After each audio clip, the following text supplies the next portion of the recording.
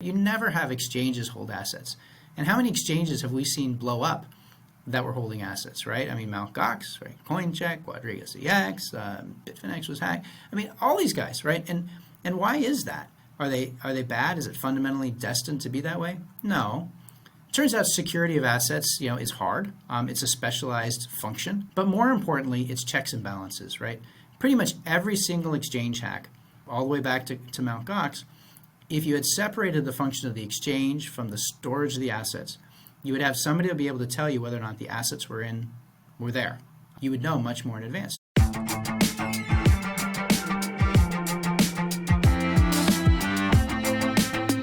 Hey folks, this is Jason Yanowitz from Blockworks, and you're listening to Empire. Today, I sat down with Mike Belshe, who is the CEO and co-founder of BitGo, one of the largest custodians and now prime brokers in the crypto space. But Mike has a phenomenal story before that. We dug into what it was like working for Ben Horowitz and Mark Andreessen at Netscape. At one point, he held over, I think it was $20 million worth of Bitcoin in his couch. So that's a pretty crazy story that I think you'll enjoy. If you haven't subscribed to our newsletter, do so now. That's at blockworks.co. If you haven't subscribed to the podcast, hit the subscribe button on Apple and Spotify. And if you're listening on YouTube, you know what to do. So without further ado, let's jump into the episode with Mike Belshe, the CEO and co-founder of BitGo. Mike, I'm so excited for this podcast. We have been working with BitGo since really Blockworks was created, and you've always been a really kind supporter of what we're doing. You have an amazing story. There's a fascinating story behind BitGo, moving from $25 million worth of Bitcoin on a computer stored under your couch. But where I want to start today is you were really early at Netscape. I think you were at Netscape in the mid-90s. I saw that you worked for Ben Horowitz of Andreessen Horowitz, reported up to him as your product manager. Can you just tell us what it was like working at Netscape in those early days? Sure. Well, actually, I mean, if you want to focus on small company and entrepreneurial type of things, in some ways it's nicer to go back a little bit farther. So I've been into computer science programming since I was, 11 or 12. Programmed baseball statistics software and put up on BBSs before there was an internet, things like that. Naturally, I majored in computer science, got my degree in 1993, so there's my age. Was thinking about what I wanted to do next, and HP offered me a lot of money to go and be one of their younger engineers. HP was a pretty old company by 1993. But and 1993, you're right out of college, right? This is your first job out of college? Yeah. Nice. So I went to HP, and the people were super nice, and they were all HP lifers, and they loved the HP way. And HP is a very nice company, but wow, it was a big company. And I remember a couple days into my job, leaving work that day and going to my car and kind of sitting back and taking a big sigh, like, oh, why did I do this? But a year and a half later or so, Netscape had started to boom, and I was lucky enough to get a job there. And it was eye-opening for a young kid, doesn't really know what business is. I'd been doing some programming, kind of a guy in a cubicle, but getting to Netscape was just complete different. And of course, my parents at the time were all concerned. They're like, why would you leave this nice, stable job? Generationally, there was a cultural divide about, like, what do you do with your career? And things are so different today than they were, for my parents. And you're going to this company, Netscape. We never heard of Netscape. What's that? What? 200 people? What? They were shocked. It was before we had, like, this whole, startups and Silicon Valley kind of at that size getting so much prominence. But it opened my eyes. It was completely, no safety nets, nobody there to tell you what to do. You just got to go figure it out. And I was just having fun, and I was trying to make the web server go fast. And at that point, web servers were static pages and images, and so trivial by today's standards. And I was just sitting there doing system call traces and low-level stuff. But I figured out how to make it go kind of fast, and I kept telling product managers, David Pan, Ben Horowitz, etc. But they weren't really that interested. And then one day, Microsoft unleashed their own IIS, Internet Information Server, right? The throwdown to start whacking down Netscape. I don't know if you remember, Bill Gates had put out a sea change article to his Microsoft employees to rally the troops. That, like, guys, the world just changed on us, and we better get on it. So anyway, they came out, with full force against Netscape with both the browser and server products. And IIS was super fast. They modified the kernel to do, direct sending out on a socket of web data straight from a file on disk, and it was quick. So all of a sudden, all these product managers descended upon my desk because they knew I had been working on performance, and they're like, "Show us what you can do." And the numbers were actually pretty close already. And anyway, Netscape was fun. You could kind of do whatever it is that interests you, and so that gave me a taste for small companies that it's never left me. There's just something about when you don't have that many people around you, the onus is on you, and sometimes that's figuring out what you should do. Sometimes that's research. Sometimes that's straight up execution. But people that are smart, I think, generally like kind of having open territory to go explore. For the listeners who don't know about kind of the quote unquote browser wars, why was Netscape so important? Well, Netscape was the kickstart of the browser, right? They were trying to build this World Wide Web protocol. There was this rough idea of maybe it could work, and it turns out that it was the application, the killer app for the internet. I remember at that time being in a car and seeing a URL on a bulletin board for the first time. It kind of bewildered all this stuff that they've been working on, and who would have thought that it would have national, and then not just national, but international, global footprint. So, they really did change the world, which was incredibly exciting to see them as part of that, and then to even be a little part of it. It's like, So before Netscape, what existed, right? How did you access the web? Well, the internet existed out there originally on university and military machines. Actually, the first access I had to the internet was a guy who probably wasn't allowed to share his password with me, but he was a friend of my father's who worked at Lawrence Berkeley Lab, which is closely affiliated with the University of California, although it's funded by DOE. And basically there was a dial-up, and you could connect to this thing, and then that was the internet. And basically it had Usenet on it, and that was about it. Not very interesting. So the days before the internet was dial-up, and then from dial-up, AOL emerged. A lot of families were able to start communicating with email on that. And dial-up was, you call somebody's computer, and the phone might be busy, and you put it on auto redial until finally you hear the noise and you get online. And then eventually the internet did start to get opened up to corporations in a more free manner, and then the web browser started to make sense. Eventually everybody had dial-up connectivity to a point of presence which would take you on connected to the internet. 1998, you leave Netscape. Why'd you leave? A lot of complicated reasons, I guess. I'd been there for a few years, probably didn't know what I was doing, went on to another startup. Netscape was a blast. I loved it. I had grown from being kind of a junior engineer to a senior engineer, and then a manager, was managing a pretty big team. I don't know, for some reason, I got plucked away to go do something else, and felt like a good time to go. We're going to fast forward like 20 years, and then we'll pull it back a second, but a lot of these early Netscape folks are now investing, right? You've got Mark and Ben are obviously Andreessen Horowitz, and a lot of the other folks are angel investing or launch venture firms. You've still just kept trucking with the entrepreneurial route. What is it about building companies that you like so much? Well, I'm a builder. I mean, some people, I guess, have different interests. I think building is the hardest one. It really is the place with no safety nets, so to speak. Figuring out how to create something out of nothing is something I've enjoyed. I'm probably a bit more of an engineer than some of the folks that you mentioned that are more combinations. They're probably much better businessmen than I am. Some people, they do a lot of building, and then they end up graduating kind of into advising and incubating others, and they find that fun. I like to build. So at some point you went to Microsoft. After that, I think you went to Google. These are pretty much the only two companies that could have written a new web protocol, and you chose to go to both of them.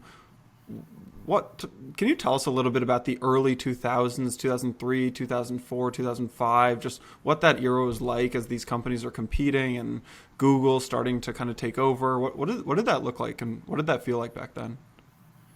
Well, we had the dot-com boom era, which was the late 90s. I guess you'd probably say it probably boomed in 99, right?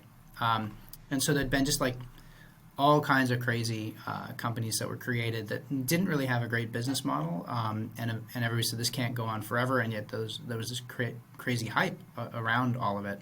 By the way, in the digital asset space, I think you could make some parallels between what's going on with ICOs and what happened back then. Sometimes you have a new technology, and everybody's eager to like deploy it in interesting ways and figure out use cases. And there's a lot of experimentation that happens where people are creating all kinds of new innovative ways for how you might run businesses or grocery delivery over the web and things like that.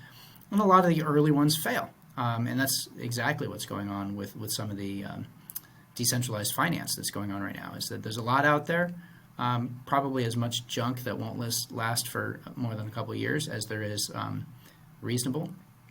So that's pretty normal. So post 1999, then things got a little bit tougher in the tech space. You saw a lot of value had deflated out of the market. A lot fewer companies were getting started quite right then. But Silicon Valley was still a place where people do software, and so there's a lot of new ideas. And I created a company with my friend Eric Hahn called Lookout Software, which was an early email search program. So at the time we said it was like Google for email, and people kind of looked at us funny, like, why would you want Google in your email?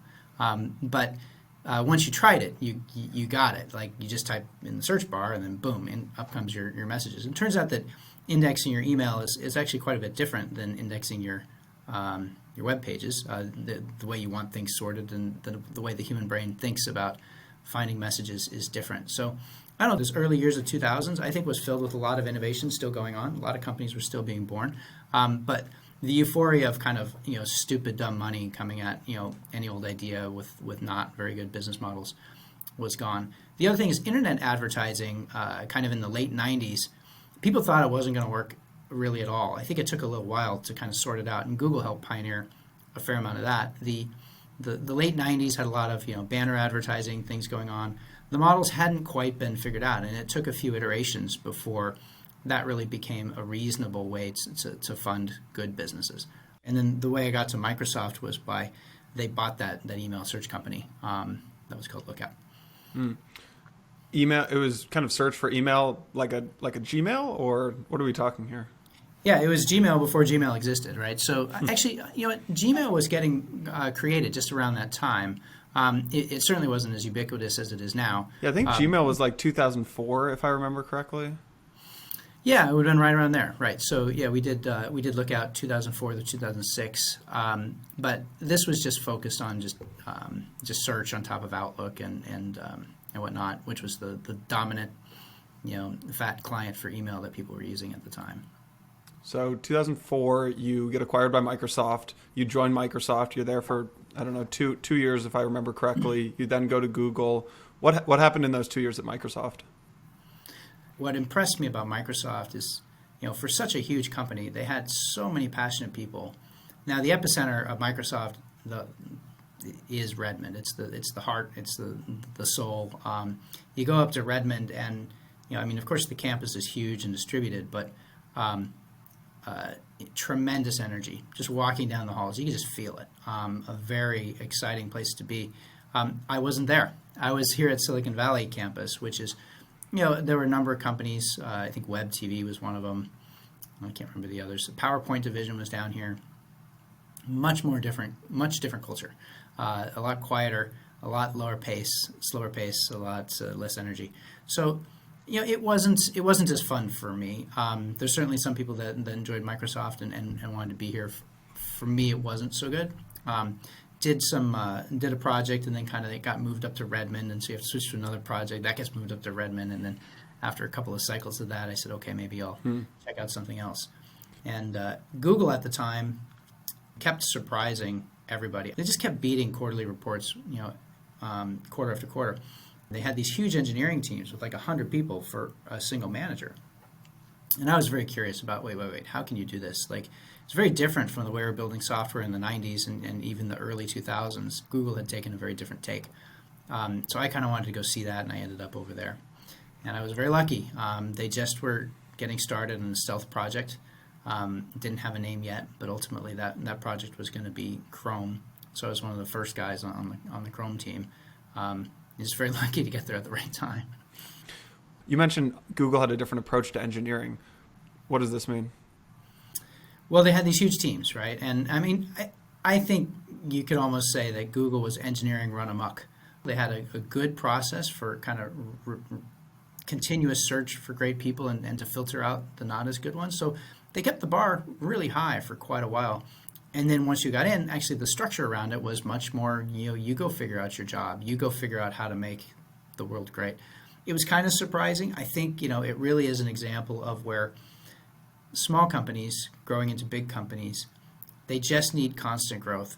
Growth carries everything. And it's really true whether you're, the one or two guys just getting started, whether you're 10 guys, you've got to constantly be growing. And they managed to do that at a very high clip. It's how they got to be so big, but it covers up a lot of sins. So I say engineering run amok. I mean, obviously, tremendous amount of fantastic product was coming out of that unorganized, disorganized engineering teams. But that was because they managed to find ways to just keep growing, and it worked well. What was the biggest thing you learned while working at Google back then? They had done a lot of in-house tooling, but the either lucky or super genius concept that they came up with early is like, all right, you're the first 10 guys on this project. How are you going to make it so that you can have 1,000 developers on this project? Usually when you think about the word scale, you think about scaling your software. You think about, how do you support more requests per second or more users or more transactions, whatever. But actually, what about the scale of development? And I think Google thought about this in a much more intelligent way than most other companies did. Maybe it was a natural byproduct of software just getting more complex with large numbers of developers. We actually did talk about okay, how is this going to work? We have 1,000 developers. And it's kind of funny to laugh about it. Like you got 15 people around the table and you're joking about 1,000 developers. But today it's there, right? They actually do have that. I have two questions just to close the loop on these kind of early days. The first one being, why did Netscape fail?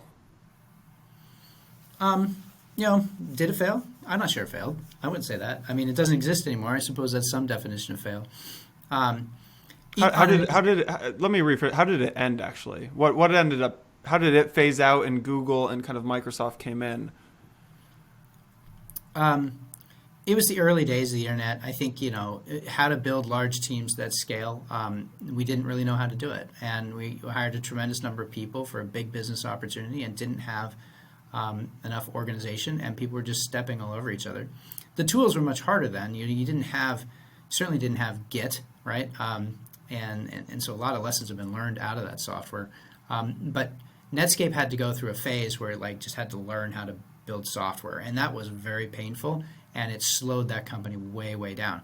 And in the meantime, Microsoft had already figured out how to have, thousands of developers work on a common project. So they were able to come in with the second mover advantage, also with a tremendous amount of resource, and kind of steal it away. Don't forget, however, that Microsoft actually abused its power. Right? Microsoft is a convicted monopolist, and almost broke it up in those late '90s. And what they did was intentionally, throttle back what Netscape could have done. So Netscape, it is what it is, I guess, in history now. We certainly had our internal problems with growing the team from, hundreds to thousands. But fierce competition, very, very well-resourced competition, that'll get you.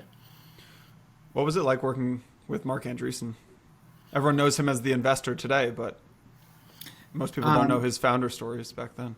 Yeah, so I worked with him a little bit. When I left, he took me out to lunch. I didn't work with him a ton. Did you go to Mark and Ben when it came time to raise capital for BitGo?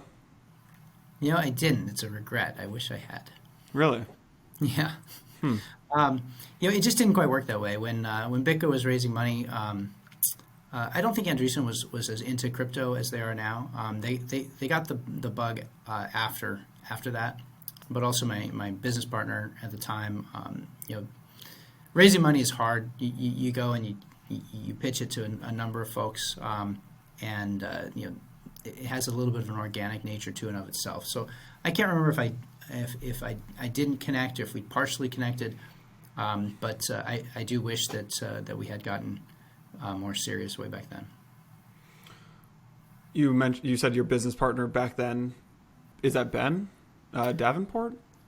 No, I mean the history is long. So I created BitGo myself. I wrote the first version in the summer Actually, of 20... let's go there to start. I think it'd be nice to share the story of the millions of Bitcoin on a computer, and then we can kind of progress. I think that'd be helpful for the audience. All right.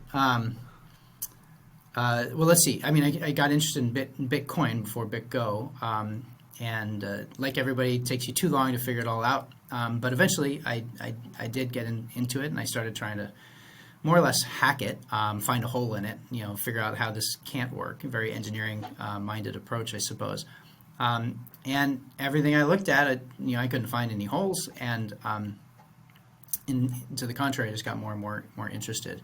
Some of my friends from previous companies and some investors and whatnot, they started getting interested too because I told them it was cool, and they started buying. And so, being the technical guy, they handed the storage of this crazy digital asset to me, and we didn't have very good tooling at the time, so I just did it as a cold storage on my laptop.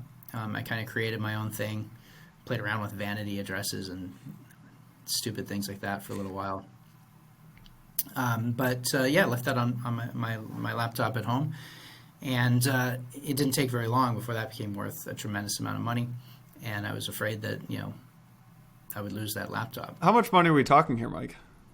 It was about $25-30 million. It wasn't. It's a lot of money. It was for the time, and I do remember writing my own software for moving some of those transactions. A funny story, it was big to me at the time because it was just me. I didn't have like a full company behind me. I was moving like $30,000, and I had written the software that was doing the transaction. Of course, I tested it, and it got out on the blockchain and just kind of stuck there. It wouldn't get confirmed. A couple hours went by. Back in those days, the way that the prioritization of transactions was done is a little bit different than it is today, and the ultimate problem was I had a young input, which made it a low priority transaction. It was going to take a long time to pick up, and I was really nervous. It was a scary day. It's not my money. It's $30,000. I didn't want to lose it. It's my software. And but at that time, the Bitcoin environment was a much more friendly environment. There was a group called Bitcoin Wizards, which is where a lot of the early great Bitcoin developers were. And I got on there, and they didn't really know who I was, and I said I had stuck transaction. They said, probably low priority, whatever. And I told them how much it was for, and it kind of raised their eyebrows. Like, oh, really? Oh, okay. Because there weren't that many $30,000 transactions at that time. It wasn't huge, but it was big enough. And Slush picked it up and actually hand-mined it for me to get it through, and it was very nice. Wow. It would have gone through eventually, but he helped me out. That's amazing. I've heard the early days of kind of, the Bitcoin Talk Forum and just the early days of kind of the Bitcoin Wizards and the early developers. It was a very friendly bunch of people who were really willing to lend a hand. Yeah, I mean, at that point, everybody was helping each other.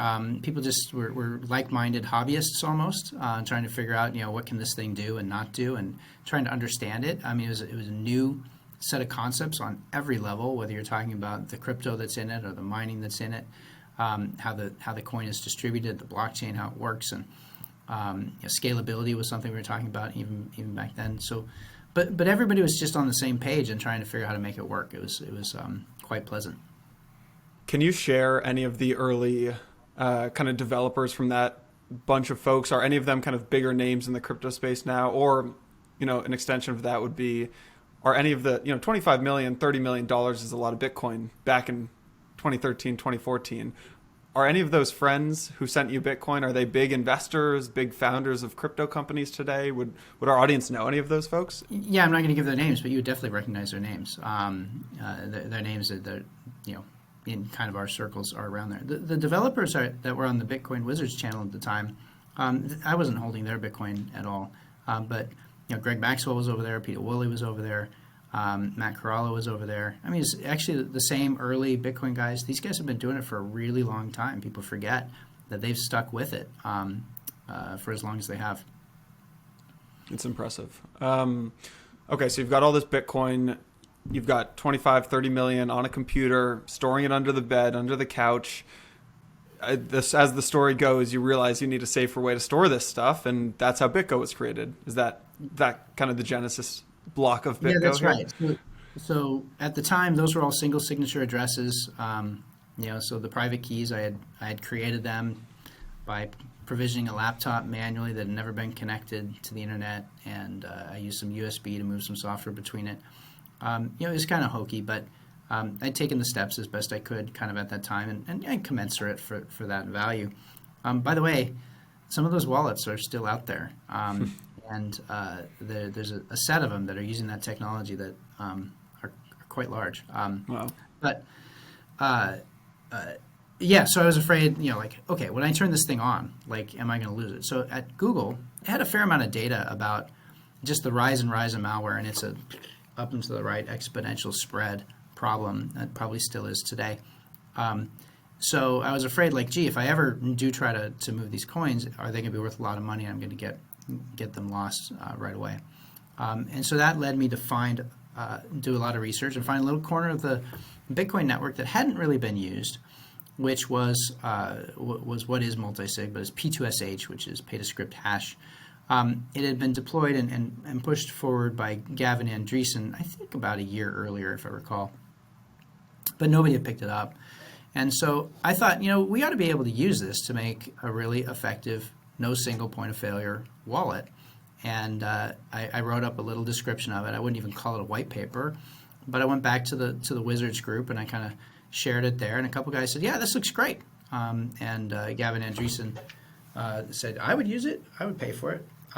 So that's where BitGo comes from. Paint me the picture. You're working another job at this point, and this is nights and weekends? Are you kind of just hanging out, exploring Bitcoin full time these days? What were you doing back then? No, I was exploring Bitcoin full time here. So I had left Google, and in the summer of 2013, I was trying to figure out what I was going to do. I didn't originally know it was going to be a Bitcoin related thing, but obviously it turned out that way.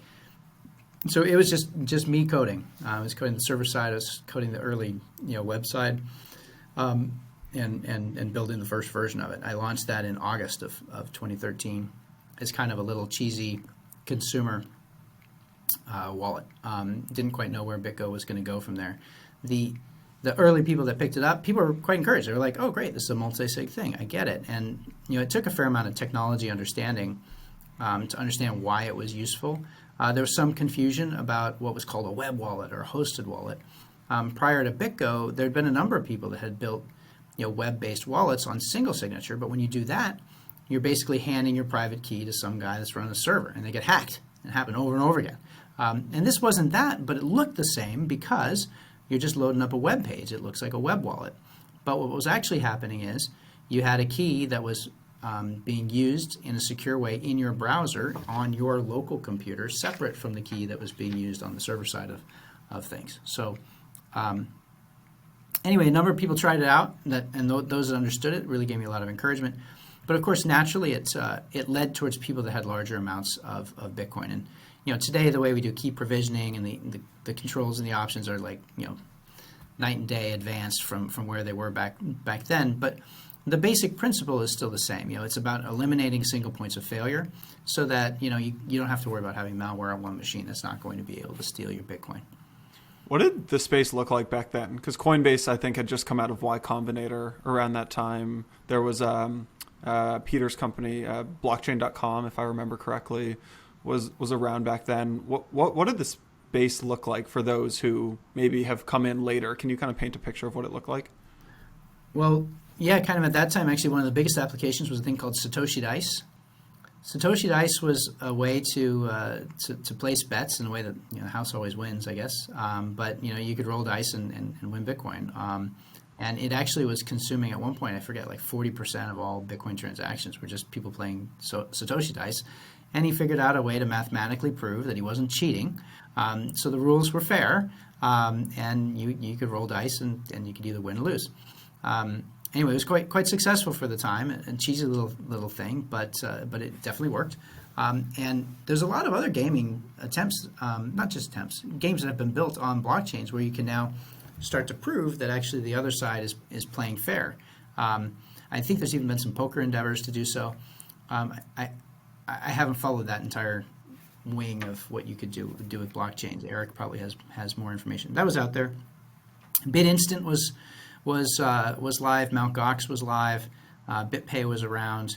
I think a lot of the early Bitcoin that I bought was at a company called TradeHill, which was going to be kind of a dark pool. So a lot of the companies that you see today were around. Coinbase went after retail exchange, which turned out to be a pretty good lucrative path to take. But yeah, it was a healthy, vibrant time. Let's transition a little, talk about kind of BitGo and the future of BitGo. While I was doing my research, I came across a stat that I wanted to just verify with you. More on-chain transactions happen with BitGo than any company out there. I think the number I saw was 20% of on-chain Bitcoin transactions are happening through BitGo. Is that true? Almost. 20% by value go through BitGo. It's actually a little bit higher. And the number of transactions, I think, is in the 6 to 8% range. But remember, the transactions we deal with are typically the larger transactions. We don't do retail work. We're institutional only. So we see a lot of the skew towards the high end, and that's why the value, so much of it goes through BitGo. But yeah, that's true. We're pretty proud of that. Pretty impressive. Can I ask why you focus on institutional when so many people are retail focused or retail and institutional? Yeah, well, I mean, first it starts with security, right? So building a solution that's got true security in it. Technology is part of it. Operations and insurance behind it, and like all the backstops, making sure that there's no single point of failure. It goes far beyond, just the using multi-sig or using MPC or things like that. There's a lot of different angles to security, and it does cost money. So who's willing to pay for high-end security? Well, typically it's people that have a lot of value to be secured. So it just kind of skews that way. That's really how we ended up there. And there's a lot of talk about institutional access into crypto, which is great, but let's be real. Like, what is an institution, right? And up until just recently, are we really talking about institutions coming into crypto? We're talking businesses. Well, it's a spectrum, right? And what we started out with several years ago was, businesses starting to come in, and of course some crypto-dedicated hedge funds, and then of course some large high net worth individuals. And then where we're going towards is trying to get the most conservative of players. We want to get pension funds, right? We want to get endowments. We want to get, institutional folks. So it's all a spectrum, and we're moving toward it. But definitely, when you're starting to build a professional, security-centric approach, the people that you're going to attract is going to be that side. Now, why do that? There's a lot of people that are really excited about Bitcoin because it's decentralized and what that means for retail. I'm excited about that too. Individuals and retail people get the same privileges as what banks get, which is phenomenal, right? You don't have to have this middleman in your way. But I'll also tell you that I've seen this over the years over and over again, where somebody starts out with a relatively modest amount of Bitcoin, and when it turns into $1 million, they start saying, I don't want to hold this anymore. I need somebody that's a professional. I need someone that's going to be a fiduciary on my behalf. I'm looking for something like BitGo. So in order to have a financial system, if we really want to have the impact of changing the way finance works, everybody has to participate. And some people are going to participate from a business angle, right? So we've seen folks like Tesla coming in and putting it on their corporate balance sheet. Are they going to have a ledger device in the CFO's sock drawer? No, I don't think so. They're going to need a bank, right? And that's what they're opting for. So the reason for it is because we believe we need to have the high end be able to have access to digital assets so that when the low end actually moves into the high end, which is what's going to happen with this democratization of money, that's how they're going to be able to exist and retain that wealth, not just from a security perspective on their own, but also in case something should happen to them, be able to share with their spouse and their kids, and be able to act in a fiduciary way. I don't mean to come at BitGo's business here, but I really want your opinion here. Are we not just creating the same traditional financial system with the walled gardens and a few people holding all of the assets? We're absolutely not building that. And if we end up building that, I will feel like I wasted a heck of a lot of time. Look, blockchains offer a new level of transparency that we've never seen before. And it's going to allow us to de-risk some of these monetary systems that, as you learn more about how they work, it becomes just ever increasingly appalling. We talk a lot in an abstract way about the 2008 crisis and could it have been averted if we had a financial system that was built differently. There's a lot to unpack in that statement. Some of it's true, some of it's not. But when it comes to transparency and leverage and the same mistakes that we make over and over again, there are some pieces that are really problematic. One of them we saw just a few weeks ago with GameStop and Robinhood. And there was a lot of brouhaha about, why did Robinhood have to turn it down? Was it, pressure from Citadel, or was it something else? Look, one of the things that was strained heavily in that relationship with all that volume is the credit lines and T+2 settlement that was going on. Settlement should not have to exist. If you go back in time, back to the 1920s and how people were trading stocks, right? We didn't have computers back then, right? Maybe limited phones, but for the most part, people met in a common place and then they traded in pits, right? And they did all kinds of exchanges. And they could take these tickets and they could write them down, and each guy writes down a ticket. Those two tickets have to be matched, and then later in the day, they match the tickets and they figure out how to settle the money. And if you tried to settle the money by, hey, you're going to get my stock and I'm going to get your cash with each trade, it would be very slow to do these trades, and these guys need to be able to trade fast. One thing that traders have figured out how to do over time is trade faster and faster and faster. So typically you've kind of got this mechanism through an exchange where buyers and sellers can come together, they can trade, and then it drops into settlement, which takes time later. And when you don't have electronic assets, that's your only choice, and the movement of cash is always slow. So what's evolved over time is a fairly sophisticated market structure. For better or worse, it's got about 6 or 7 middlemen in it. Buyers and sellers have their own brokers, and buyers and sellers have their own banks and custodians, and then there's a clearinghouse that sits in the middle and kind of net settles everything. We actually don't need that with digital assets. And this T+2 notion is, it means time of the trade plus 2 days. T+1 is 1 day. It's the time period that you allot the parties to settle their trades. And it's so colossally slow. So what happened a few weeks ago with GameStop is that they had a relationship where they had to settle credit lines with T+2. That means the two counterparties that are trading together don't really know what the exposure is for a period of 2 days. But Robinhood's off trying to build this real-time, 24/7 mass retail exchange product, right? Well, the stocks don't trade that. They don't trade 24/7, and yet they're trying to create a simulated version of that. And during this T+2 period, the other side doesn't actually know what the exposure is kind of over at Robinhood. So eventually this will cause strain, and this will cause problems. And when markets move really fast, this will break over and over and over again. It's an example of what we can fix. So part of getting mass adoption of digital assets is making sure that you meet the mental metaphor of how institutions in Wall Street work. In order to bring them into the fold, we have to give them products that they can understand roughly how it works. And this is part of why it's been so slow to adopt digital assets.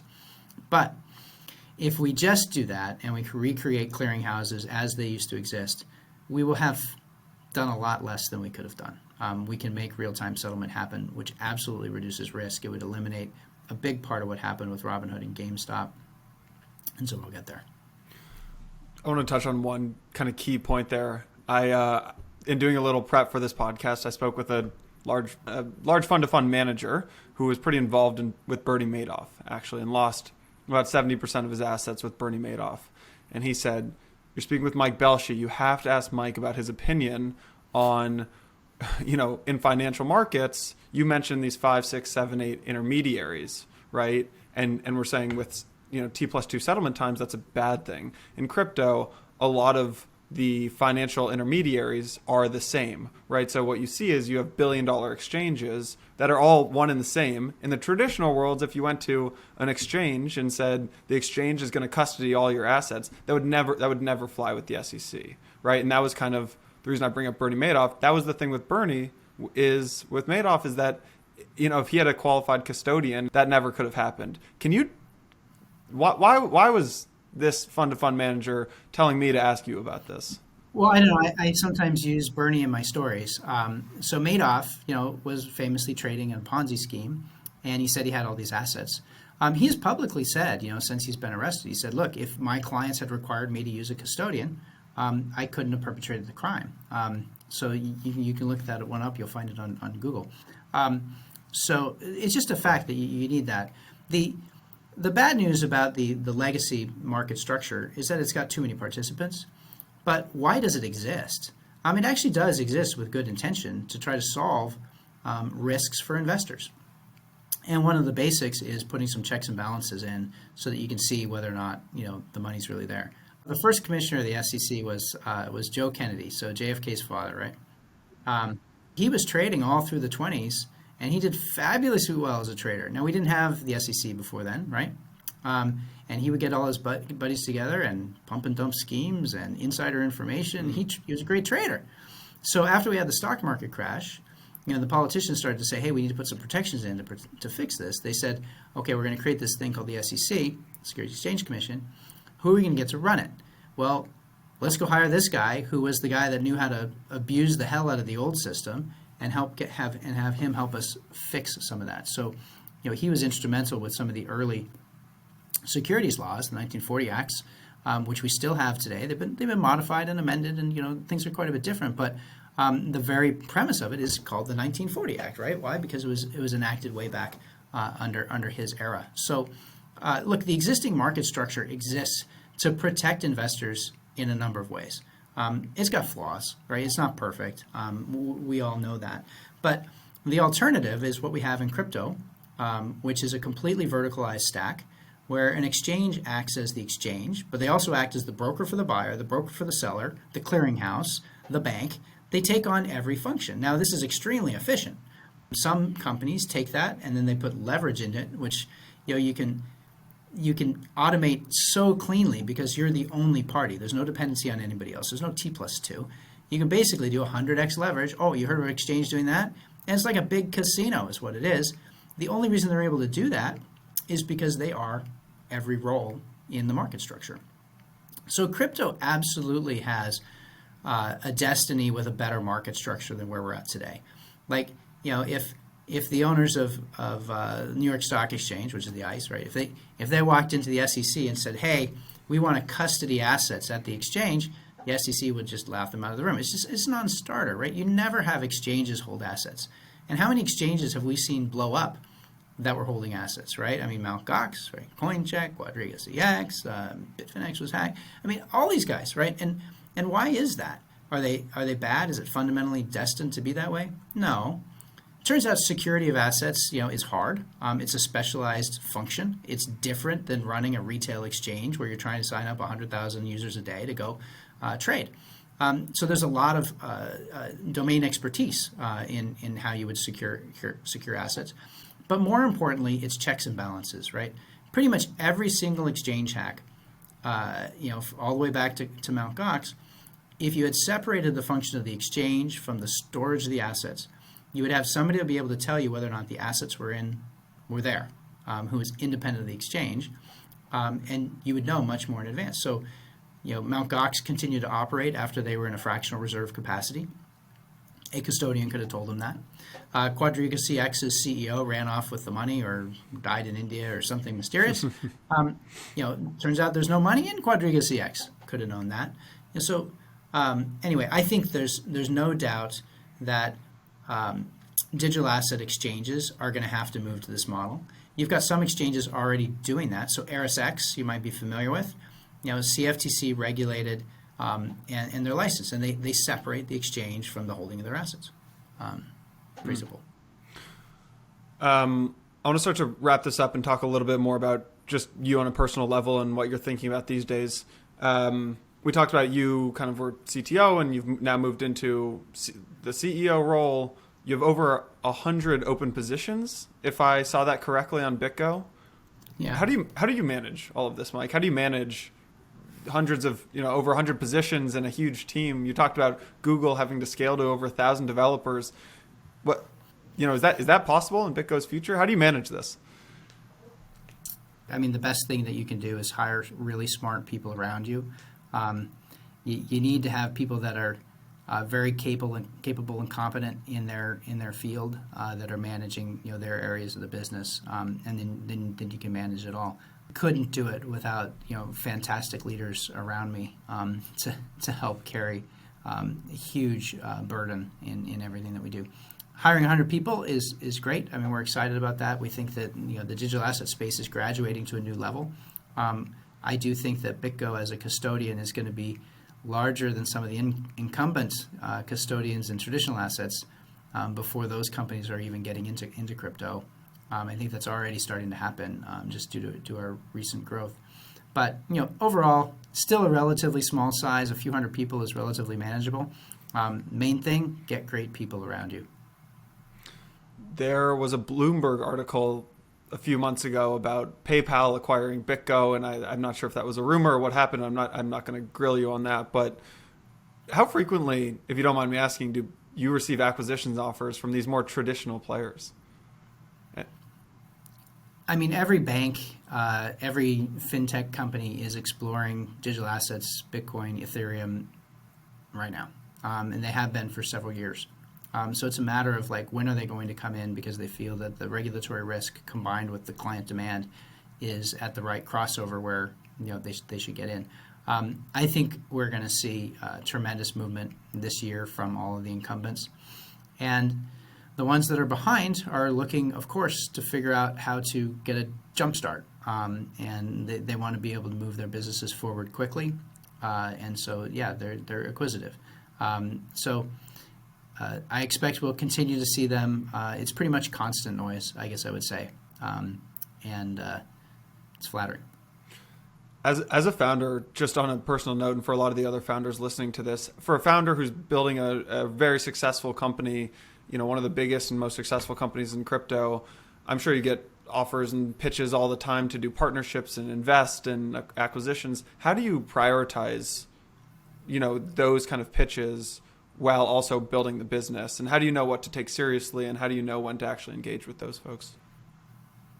Well, I don't know. I think you got to try to talk to almost everybody. I mean, of course, you got to have a filtering function, and everyone can. There's some basic things that certain types of opportunities are too small to pursue. But this entire industry is building, and it is changing unbelievably fast. It is a global market for sure. With all kinds of new innovations, new blockchains, new changes all the time, new competitors all the time. So actually, I think one of the things you have to do as a business leader is figure out how to basically talk to almost all of them. It may sound like a boring answer or too simplistic of an answer, but we do try to take all those calls. And then once you listen to what somebody's suggestion, idea, proposal is, most of the time the answer is no. As CEO, you can probably predict what my answer is to any question. No. That's actually kind of the job. There's too many things that come. So you can default towards that. A long time ago, realized that a good leader is able to make decisions with only 20% of the information to do so. And that's a challenge. So, I mean, you got to be able to figure out how to move quickly and be decisive, and default to no. I love that. I asked the same 3 questions to everyone to wrap this up, and then I'll let you ask me one question if you'd like. The first question is, what's the most controversial decision that you've had to make at BitGo? Probably people inside of BitGo will know about this one, but most people outside of BitGo don't see it as much. We started as a technology company, and we are a financial services firm today. We still have a technology platform. We still have a tremendous amount of business, which is purely on the security and technology wallet platform. But we are a financial services firm, and that's where you go from being a tech company to a regulated entity. It's a night and day switch. It's not for everybody. Some of the people that you have won't fit. Some people that you have aren't the people you need. Some people are just missing. It's a big change. So you go to your board, you talk to them about, hey, how would you like to go and be probed by this regulator or that? And they're like, no, thank you. Can we do something else, please? So it's a controversial decision. It's a big change. And some could actually argue, you could say, oh, well, that seems like a pivot. I don't think so. I think businesses have to figure out how to grow and evolve. we didn't change kind of the fundamentals of what we do. But of course, everything about the company has to change in terms of delivery of that. So it's one thing to give out the technology and other people operate it. And now today, as a financial services firm, we'll still sell you the technology. You want to use it, you can build it. And in fact, it's better than ever because we know for a fact how to build it right because we actually build it so that we can operate it. So a lot of the tooling and more subtle things that you wouldn't discover, we now know. But that's a huge change for us that we went through. Who are you learning from these days, either in person or mentors or online?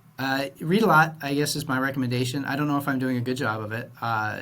You got to figure out how to absorb a lot of information.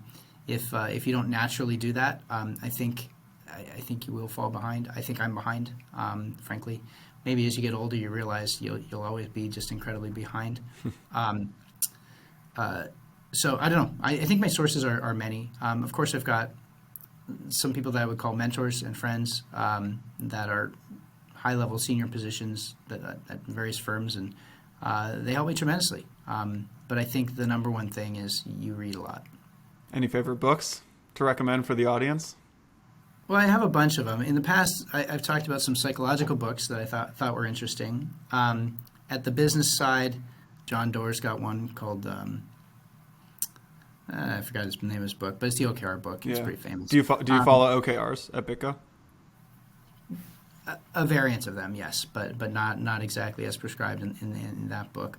I don't know. Then most recently, I guess I'll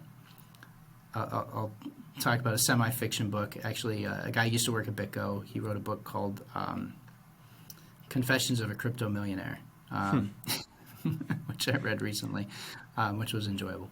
Awesome. My last question would be, who would you say is the most impressive entrepreneur right now, or that you've met along your kind of storied career, either inside of crypto or outside of crypto?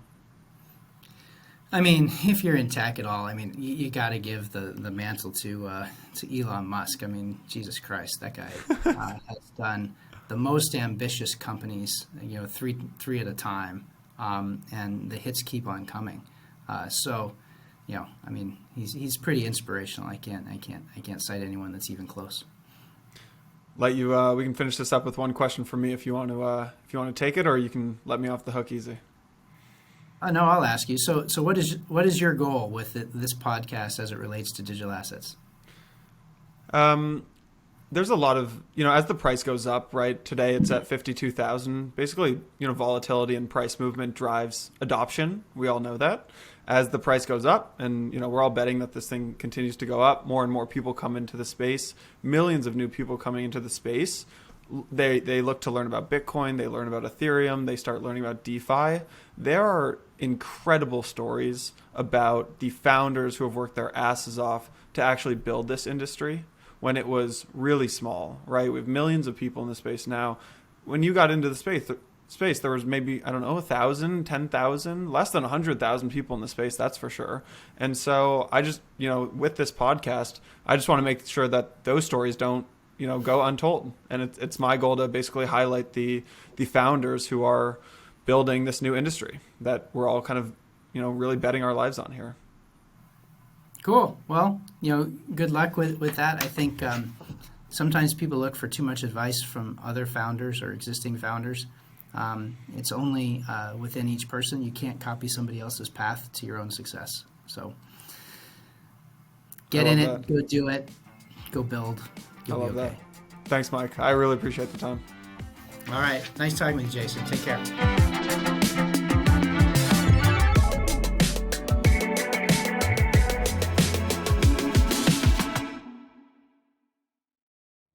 That was Mike Belshe. I'm Jason Yanowitz. You can find me on Twitter at Jason Yanowitz. My DMs are open. Let me know what you thought of the episode. If you want to have one of your favorite co-founders or founders or builders or entrepreneurs on Empire, let me know. Send their name to me in a DM on Twitter. Shoot me an email. Add me on LinkedIn. Let me know what you think of the podcast. Let me know who you think I should have on the show. If you haven't subscribed yet, please do so now. And if you enjoyed this episode, make sure to subscribe to our daily newsletter, blockworks.co/newsletter. All right, see you next time.